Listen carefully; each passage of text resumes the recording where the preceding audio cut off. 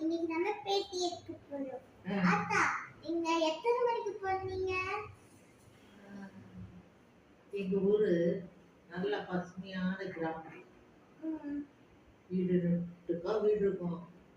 அப்புறம் வீட்டுல எல்லாம் நிறைய மாடு இருக்கும். விவசாயம் பண்ணுவோம். கைய கால மண்ணு கூட சும்மா இருக்காது.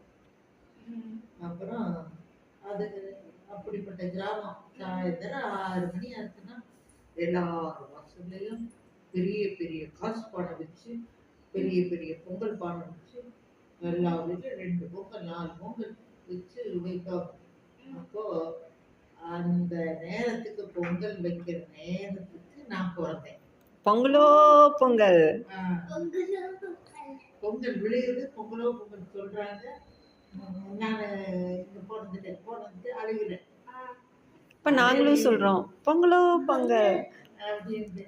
அப்புறம் எல்லாரும் ஓடியாந்து பார்த்துட்டு, ஆடா வெள்ளிக்கிழமை நாடு தை மாசம் 1ஆம் தேதி என் மகாலட்சுமியே பிறந்துட்டா அப்படின்னு, அதாவது ஐஸ்வர்யத்துக்கு அதிபதியே பிறந்துட்டா அப்படிங்கிற மாதிரி சொல்லுவோம். சாயந்தரம் 6 மணிக்கு போறோம். அப்ப இதெல்லாம் யாரு உங்களுக்கு சொன்னா?